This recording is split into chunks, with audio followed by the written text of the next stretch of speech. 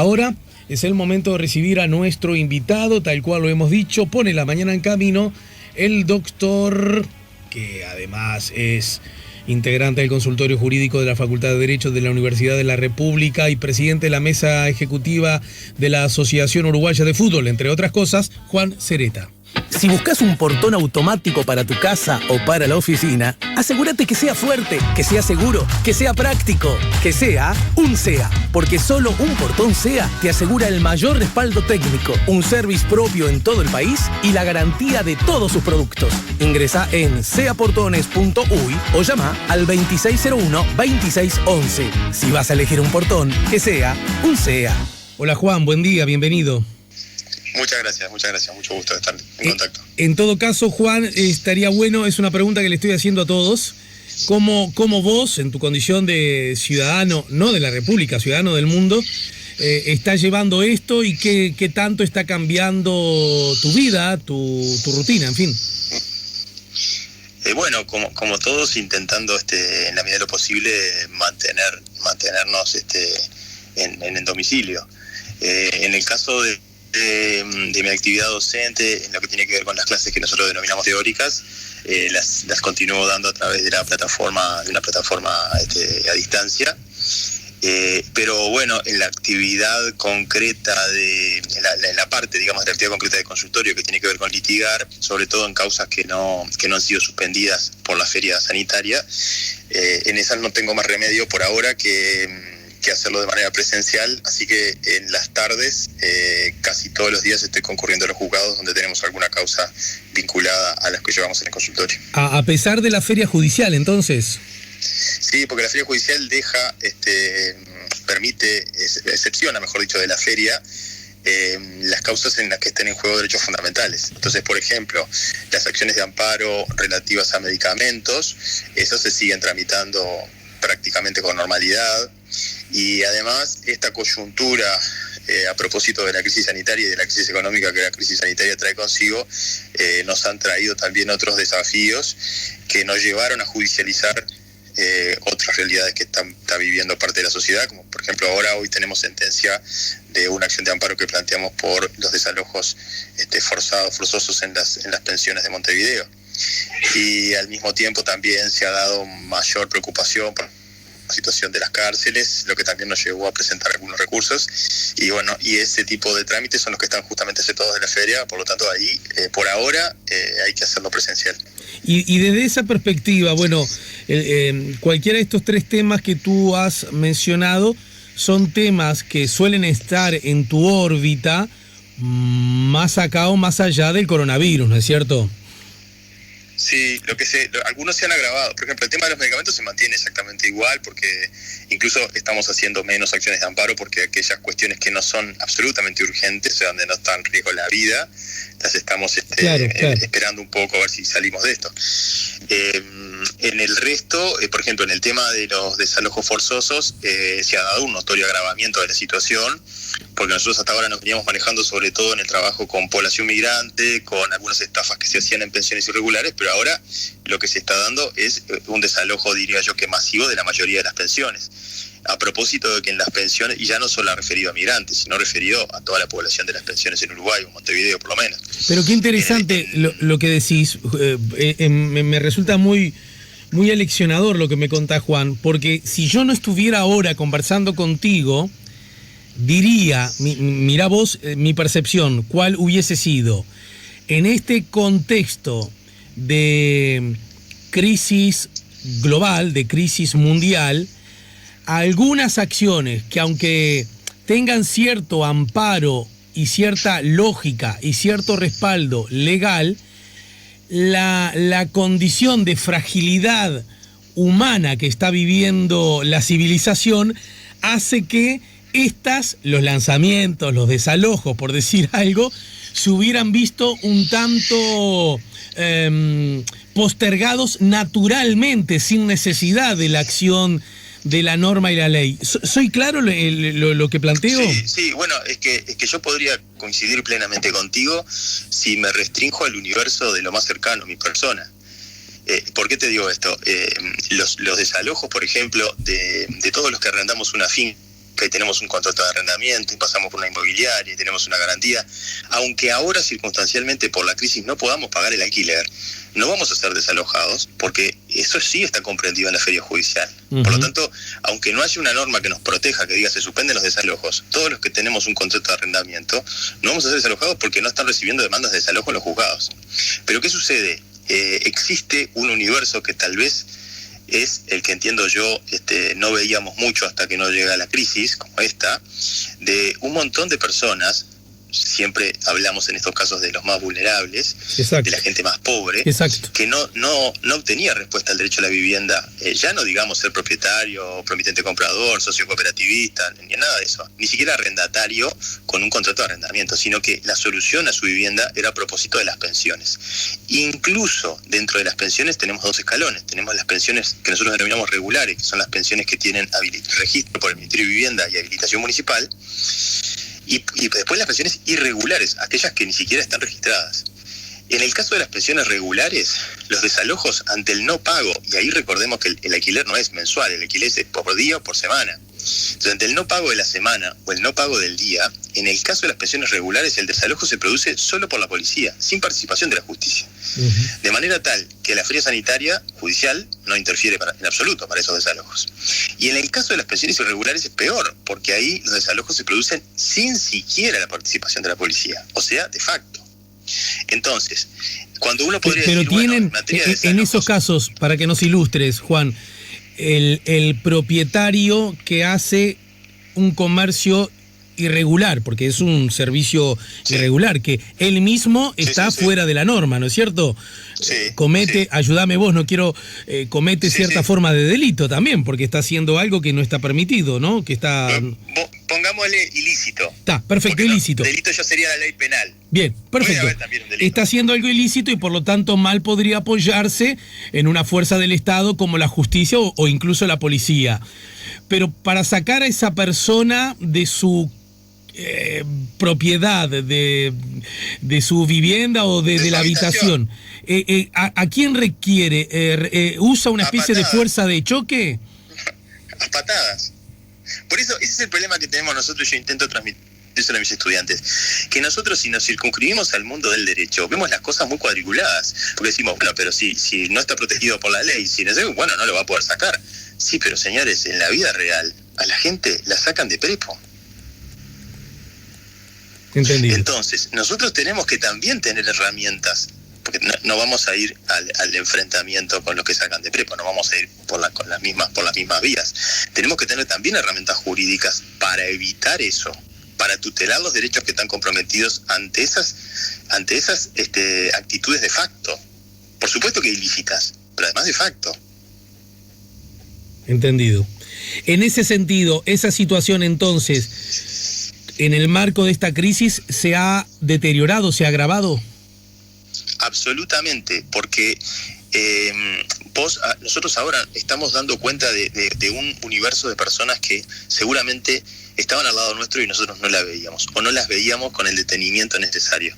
Y en esto te estoy diciendo, yo cuando observo, me entrevisto con las personas que están sufriendo esta situación, se trata de cuidacoches, vendedores ambulantes, trabajadores cuentapropistas que venden alguna artesanía, trabajadoras sexuales, población trans, bueno, toda esa gente que se ha visto afectada en los ingresos que percibía por su actividad personal, no está pudiendo pagar la pensión, y entonces le sacan las cosas para la vereda y le cambian el candado. Eso está pasando hoy en Montevideo de manera, ya no es un caso. Un caso teníamos hace 2 semanas. Ahora ya tenemos 5 casos. Ajá. El primer caso refería a 23 personas. Y yo estoy pensando en todos de los que yo no me entero. Además, esto escapa al radar institucional porque al no tratarse de pensiones habilitadas, no figuran en ningún registro. O sea, ni el Ministerio de Vivienda sabe que existen, ni la Intendencia sabe que existen. O sea, puede ser la casa pegada a la mía donde funciona una pensión así, y yo ni siquiera me entero. Entendido. Pero estamos recibiendo llamados de personas que dicen, me sacaron todo para la calle, el otro día nos pasaba, empezó a llover, me estoy mojando, no sé qué hacer, estoy con mis hijos en la calle y no tengo a dónde ir. ¿Y qué le pasa a esas personas entonces que te llaman? Bueno, estamos intentando, primero, generar una conciencia de la necesidad de una norma legal que prohíba cualquier tipo de desalojo. Porque eso sería, por lo menos no va a solucionar directamente el problema, pero sería una norma que lo respaldaría a la hora de cuando se quieren generar estas conductas y para nosotros nos permitiría denunciarlo. De todas maneras, mientras eso no ocurra, lo que estamos haciendo es, en los casos que las actividades estas constituyen delitos, por ejemplo, el más leve, justicia por mano propia, porque sacar a alguien así por la fuerza de justicia por mano propia, estamos haciendo las denuncias penales en fiscalía. Y en situaciones de emergencia globales, como nos pasó con esta primera, planteamos también una acción de amparo, donde involucramos también al Ministerio de Vivienda, porque en definitiva esto lo que está mostrando es la ausencia de políticas públicas que tutelen en situaciones de emergencia el derecho a la vivienda. Y ayer, por ejemplo, en la audiencia que tuvimos, nosotros le intimamos al Ministerio de Vivienda que dijera, ¿cuál es el plan que tienen ustedes para esta emergencia sanitaria? ¿Qué proponen hacer? Y bueno, la respuesta fue que el Ministerio de Vivienda no tiene elaborado ningún plan para esta contingencia de emergencia sanitaria. Y en el caso del MIDES, que si bien no es responsable de las políticas de vivienda, sí tiene consigo la política de refugio, digamos, que puede ser una solución para el momento. El MIDES, también hablamos con el MIDES está dedicado ahora a darle prioridad a los mayores de 65 años por razones sanitarias. Por lo tanto, en el caso de estas personas que están quedando en la calle, si no son mayores de 65 años, tampoco tenemos una solución a través del MIDES. Bien, entendido. Hoy tenemos sentencia para ver si se entiende que hay algún tipo de responsabilidad del Ministerio de Vivienda. Hasta ahora, en la historia de nuestro país, las pocas veces que se ha intentado responsabilizar al Estado por no tutelar adecuadamente y en situaciones extremas, obviamente, el derecho a la vivienda, lamentablemente nunca tuvimos éxito. Bien, mientras tanto, entonces, ¿esa persona dónde está? Bueno, a propósito de eso, sin perjuicio de esto que te contaba, que es todo jurídico, digamos, a propósito de eso también hemos estado conversando con la Intendencia Municipal de Montevideo, con el municipio B, y bueno, con ONG, que en el caso de los migrantes que ayudan a migrantes, otro tipo de organizaciones no gubernamentales que dan apoyo, y bueno, y por ahora vamos solucionando situaciones puntuales a propósito de la solidaridad de la gente en general, ¿no? Solidaridad, digamos, de estructuras del Estado que tienen, qué sé yo, casas o lugares o personas. No, personas, por ahora personas. De parte del Estado, por ejemplo, de la Intendencia hemos tenido muy buena voluntad para trabajar sobre esto, para buscar, pero no una respuesta, por ahora, no una respuesta así institucional que diga, bueno, son derivados a tal lugar. ¿Sabés que cuando yo estaba reflexionando y anunciando tu presencia aquí en La Mañana en Camino, me frené porque casi se me escapa la palabra visita, y es una visita, pero una visita online, ¿no? A distancia. Sí. En todo caso pensé, bueno, hablaremos de cosas tan distintas como los desalojos y lanzamientos hasta la renta básica universal. Y me frené en mi razonamiento, porque quizás no sean tan distintas ni estén tan separadas ese tipo de cosas de las otras, ¿no? Seguramente no. Yo creo que estamos yendo directamente al tema de la renta básica universal. Claro, le cuento a las personas. Oportunidad histórica. Le cuento a las personas, bueno, primero que el concepto renta básica universal no es un concepto que nació, ni una idea que nació con el coronavirus. Sin embargo, también es cierto que esta situación, como suele ocurrir en la historia de la humanidad, estas situaciones de crisis, y mucho más cuando las crisis son tan globales, crisis tan global, me parece que el mundo no tiene un solo antecedente de esta dimensión, hace que algunos conceptos empiecen a ser vistos necesariamente de otra manera. Y el concepto vos lo manejaste, bueno, primero porque es un concepto que me consta, vos manejás hace tiempo, pero lo manejaste en el contexto de una nota que, si no me equivoco, La Diaria un par de días atrás publicó a propósito de tu condición de hombre de la mesa ejecutiva del fútbol uruguayo, ¿no? Sí, me preguntaron, obviamente que lo que dije es una opinión estrictamente personal, no quiero comprometer en absoluto ni a la institución, ni siquiera a mis compañeros de la mesa ejecutiva. Lo que yo mencioné fue porque la pregunta se hizo en referencia a los futbolistas de la C o a los futbolistas de la B que no tienen la antigüedad necesaria, o no tienen contrato o no tienen la antigüedad necesaria para acceder al seguro de desempleo. Y yo les decía, mirá, la pregunta me la hacen por el fútbol, pero en realidad este problema es un problema de todos los trabajadores que no tienen acceso al seguro de desempleo, de los cuentapropistas, de los trabajadores informales, de los que están fuera de los registros de la seguridad social.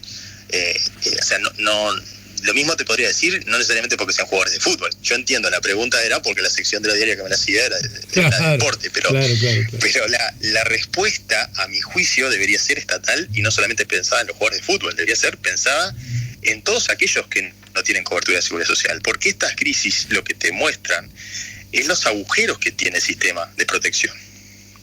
Ahí es donde empieza a pasar el agua por el colador y es donde te das cuenta, como me parece a mí, que en este caso son mucho más los agujeros que tenemos que los que pensábamos. Suele pasar, no solo en Uruguay, suele pasar en el mundo esto. Esto pone a prueba los sistemas de protección. Y entonces, a propósito de eso, me decía, bueno, pero ¿cuál es la solución? Bueno, yo creo que en estas son oportunidades de utilizar herramientas que no se han utilizado y ponía el ejemplo de la renta básica universal. Uh-huh. ¿Y de qué va? Pensá que estás hablando con mi tío abuelo, ¿no? Que en realidad mi tío abuelo ya no tiene edad para vivir, pero sigo usando esa imagen porque me parece que se entiende, ¿no? A ver, ¿qué es esto de renta básica universal? ¿Para quiénes? Bueno, universal. Bueno, vos responde. ¿Para quiénes? ¿Quiénes la pagaría? ¿Con qué fin? ¿Durante cuánto tiempo? ¿De qué volumen de prestación estaríamos hablando? Bueno, sin ser un experto en la materia, voy a intentar resumir en palabras comunes lo que entiendo que es la idea. Primero habría que definirlo pensada en principio para esta coyuntura. Después habría que analizar si el modelo en realidad merece postergarse en el tiempo, pero en principio pensado para esta coyuntura. La renta básica universal es una renta, es una prestación, es un dinero que cada persona recibe por el solo hecho de ser habitante del país. Bueno, esto está vinculado obviamente con los ingresos de las personas. Quiere decir que habría un mínimo de ingreso de renta que todos percibiríamos por el solo hecho de ser habitantes. Obviamente, si nuestro trabajo, por ejemplo, supera ese mínimo, no vamos a llegar a recibir nada del Estado, y si no llegáramos al mínimo, recibiríamos el complemento para completar ese mínimo. Uh-huh. Esto, en situaciones de emergencia, permitiría que todas las personas tengan asegurado un mínimo elemental para la supervivencia. Y después queda librado a las posibilidades de cada uno incrementarlo lo que pueda. La característica que choca un poco al principio, pero que es definitoria de la renta básica universal, es la incondicionalidad de la prestación. Es decir, no está condicionada a nada. No hay que hacer nada a cambio de esto. Uh-huh. No tiene una contraprestación. Uh-huh. Esto choca un poco, pero justamente se considera que es la mejor protección para cualquier tipo de sesgo que tengan las políticas sociales, llámesele clientelismo, preferencia, georreferencia, etcétera, etcétera. Cuando yo elijo una población para darle cobertura asistencial, digamos, que es el otro modelo, siempre esa cobertura tiene un sesgo. Siempre elijo a tal o elijo a tal porción, no a tal otra porción, sí, claro, o a tal población. En cambio, en este caso no hay ningún sesgo. Y además tiene la ventaja de evitar estos agujeros que descubrís cuando te enfrentás a una situación como esta. Es decir, nosotros podemos decir, bueno, pero en el Uruguay, si te quedas sin trabajo, tenés el subsidio por desempleo. Bueno, no, si tenés, pero si figuras en el BPS. O sea, ese razonamiento sería válido si no hubiera nadie que no figurara en negro, como se dice popularmente. Claro. Ahora, en estas circunstancias de emergencia, tiene el mismo derecho a subsistir el que aportó el BPS que el que no aportó el BPS, porque estamos hablando de una solidaridad universal básica. Lo otro que trae consigo este concepto de la renta básica universal es, bueno, cómo se financia, porque ahí podés caer en resultados, mecanismos engañosos que frustren la idea. Por ejemplo, si esto lo fuéramos a financiar aumentando unos puntos del IVA, en realidad peor el remedio que la enfermedad, porque lo que van a pagar esta renta básica universal van a ser siempre los mismos, los trabajadores, la gente que menos tiene, que es la que soporta el IVA. Sí, mucho más en ese tipo de impuestos. Más de esta coyuntura. Pero además incluso ahí me tenés que ayudar, pero ese tipo de impuesto, que para decirlo claramente, es el que inexorablemente, el más frágil, el más débil, el más pobre, el que goza de menos conocimientos incluso para evadir impuestos, es el que termina pagando siempre el 100%, ¿no? Por supuesto. Lo mismo ocurriría, a mi juicio, si se incrementara el impuesto a la renta, porque el impuesto a la renta que nosotros tenemos es, de alguna forma, un impuesto a los sueldos y a las jubilaciones, a propósito de que las rentas de capital no están gravadas por el impuesto a la renta.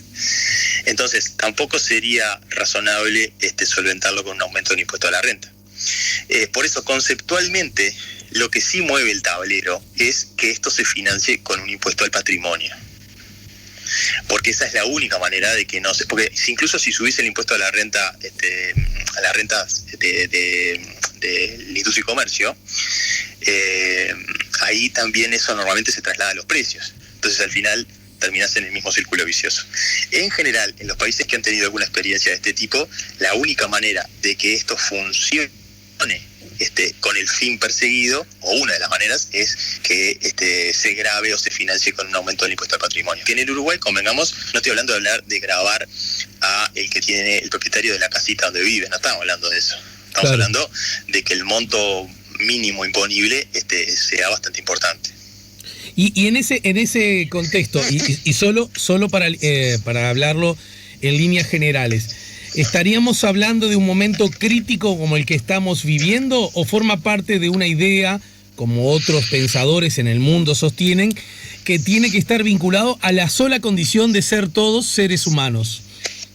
No, en general la idea es esta última que vos decís, está vinculado a la idea simplemente de ser una persona y habitar un país. Es un criterio de redistribución de la riqueza del lugar. Ahora, como yo personalmente pienso que culturalmente estamos bastante lejos de esa concepción, es mi percepción, ojalá no fuera así, pero es mi percepción. Yo creo que en coyunturas de crisis se puede probar con estas herramientas que nos permitirían evitar esos coladores por los que nos está cayendo la gente más vulnerable y al mismo tiempo probar con el impacto que esto tiene. La gente más vulnerable, Juan, esta es una charla para tener contigo, pero también con un sociólogo, con un antropólogo y con un economista, y por supuesto con la política y con política. La gente más vulnerable, hay un relato que se ha instalado curioso y que tiene mucho éxito ese relato en cuanto a cómo es adoptado y repetido. Incluso es un relato que ha sido muy aceptado por personas que podríamos decir, desde una mirada muy amplia, también caminan por la vereda de la vulnerabilidad, sosteniendo que estos más vulnerables, estos que apenas ocurre una crisis, ya instalada la crisis de un día y dos, no se necesita un año, ni siquiera un mes, ¿verdad? Hay gente a la que no vende el caramelo frente a la puerta. El ejemplo de las pensiones es una semana. Exacto, ahí tenés.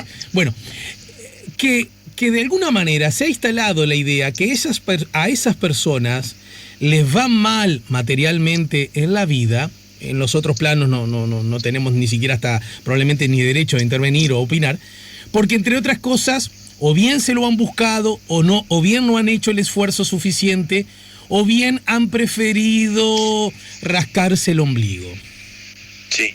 Por lo tanto, no sería justo que el esfuerzo de todos nosotros vaya para aquellas personas que no se lo merecen. Bueno, es cierto que eso es una visión que hay. A mi modo de ver, parte de un supuesto equivocado. Las razones de las diferencias que hay, de las diferencias tan grandes que hay entre un uruguayo y otro hoy, y que se visualizan a propósito de esta coyuntura, me parece que responden a desigualdades mucho más estructurales que individuales. Es más, yo creo que el grave problema lo tenemos en las desigualdades estructurales. Y en esto hay un ejemplo que los especialistas ponen que me parece muy gráfico, que es norteamericano, pero me parece que es aplicable acá, y que dice así: es un experimento que hicieron cuando se cuestionaban por qué en las orquestas de determinado estado en los Estados Unidos no había personas de afrodescendientes ni mujeres. Entonces decidieron hacer lo siguiente: en las pruebas para ingresar a la orquesta se utilizó el criterio de la mampara opaca. Es decir, vamos a escuchar al músico, pero no vamos a ver ni si es negro ni si es mujer. Ajá. Solo vamos a jugar cómo toca. Bueno, ¿sabes cuál fue el resultado? Todos varones y blancos. Claro. Entonces, la pregunta es, ¿cuáles fueron las razones por las que siempre terminan ganando los concursos, en ese ejemplo, los hombres blancos? Bueno, porque estructuralmente son los que tuvieron mayor facilidad del acceso al aprendizaje de la técnica, los que sabían que se presentaban porque tenían chance. Había mujeres afrodescendientes que ni siquiera se presentaban porque sabían que nunca había ganado ninguna mujer afrodescendiente en un concurso de ese tipo. Sin contar las que no se presentaron porque nunca se enteraron que hubo un llamado. Ni que hablar. Entonces vos tenés que atacar primero, para después utilizar ese criterio de la igualdad individual, tenés que atacar primero las causas de desigualdad estructural. Solo en un plano y en un escenario de absoluta igualdad estructural sería válido, a mi juicio, hacer ese tipo de consideraciones de decir, fulanito no lo hizo porque no se lo merece. Entendido. Después, ya encontraremos nuevas chances. Me parecía importante que pudieras ahondar en esta idea. Pero en todo caso, la renta básica universal, y cuando hablo universal me refiero a todo el mundo, pero también a todos los ciudadanos de todos los países, uno podría sugerir la idea que estados más ricos, qué sé yo, como Suecia, Alemania o Canadá, puedan darle una renta básica universal a sus ciudadanos mucho más justa, mucho más digna que países como Haití, algún país del África y alguno incluso de algún país de la Europa un poco más pobre, ¿de acuerdo? Podría darse esa situación. Pero acá es donde me parece que los economistas, los especialistas y fundamentalmente los gobernantes, la política, está llamada también a de una buena vez por todos citar, convocar, dialogar y exigir al capital financiero internacional, a las multinacionales que no conocen de patrias ni de banderas, pero que no se pueden mudar del planeta, a que también hagan su esfuerzo global, ¿no es cierto? Totalmente, porque este enfoque en el mundo de hoy necesita que sea globalizado. Porque es así, o sea, hoy eso es lo que ha debilitado las medidas que los propios gobiernos en este sentido, porque ya no es que el gobierno puede tomar medidas respecto a los capitales nacionales, ya los capitales son transnacionales. Entonces se necesitan, obviamente, que esas políticas globales no alcanzan ni siquiera con las regionales. Exacto, porque además el capital transnacional dice, nosotros podemos crecer, nosotros podemos desarrollarnos y nosotros también, y que forma parte del diálogo, podemos dar trabajo en la medida que justamente somos transnacionales y vamos de un lado al otro del planeta, de un lado a otro, cruzamos los hemisferios. Los estados están sufriendo hoy lo que sufren, por ejemplo, desde hace mucho tiempo los trabajadores en la lógica de mercado. Bueno, si vos no querés trabajar por este salario, contrata a otro. Exacto. Entonces, bueno, no querés poner la fábrica en Uruguay, la pongo en Argentina. Claro. ¿Vos me vas a poner un impuesto así? Bueno, me voy para otro lado. Es esa misma lógica. Ahora, en la medida que haya por llamarle de algún modo, no soy técnico y se me pierden las palabras y las puedo usar en forma equivocada. En la medida que haya un impuesto global por estar en el planeta, ya vas a ver si vas de alguna manera a insistir tanto, decir, bueno, te pago tanto y si no me voy al país de que está al lado tuyo que está más muerto de hambre que vos. Sí, por supuesto. Tal vez eso ya es un grado de utopía mayor. Pero hay algunas experiencias locales que han demostrado relativo éxito con la utilización de la renta básica universal. Finlandia ha hecho un experimento, digamos, con esto, que se ha considerado medianamente exitoso, y el que tiene más antigüedad en la utilización de la renta básica es el estado de Alaska, dentro de los Estados Unidos, que estableció como renta básica universal para todos los habitantes de Alaska las utilidades que producen las plataformas petroleras de Alaska. Entonces, los habitantes de Alaska hoy, y estoy hablando de Estados Unidos, reciben una renta básica que es el resultado de las utilidades del petróleo que Alaska tiene. Y esto ha demostrado, en comparación con otros estados de los mismos Estados Unidos, un montón de impactos positivos en la economía y sobre todo en la protección social de las personas. La dejamos por acá, querido Juan, gracias por el tiempo. Una pregunta, cuando vos imaginás una renta de estas características aquí en Uruguay en el marco de la crisis renta básica universal, ¿de cuánto dinero estás pensando? No hice una cuenta, tampoco estoy capaz que en condiciones de hacerlo, pero estamos hablando de montos muy, muy bajos, ¿no? De lo que se necesita para sobrevivir, digamos. Bien, bueno, gracias por el tiempo y si te parece bien la seguimos más temprano que tarde, Juan. ¿Cómo no? Un gusto. Para que hago mal mi trabajo si no te pregunto en el final y mucho más por nuestra condición de casi unánimemente futboleros. El fútbol, ¿hay alguna... El fútbol por sí mismo puede estar pensando de, por ejemplo, fechas cuando el baile es tan generalizado? Yo creo que no. Bien. No es posible.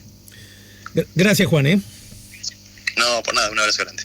Nos acompañó y nos ayudó a poner la mañana en camino Juan Sereta, el abogado, integrante del consultorio jurídico de la Facultad de Derecho de la Universidad de la República y además presidente de la mesa ejecutiva de la Asociación Uruguaya de Fútbol, entre otras cosas. Entre otras cosas, hablamos de los lanzamientos, de los desalojos, que ahora fundamentalmente en pensiones y en pensiones irregulares se está llevando a cabo con mayor asiduidad y además hablamos de la renta básica universal.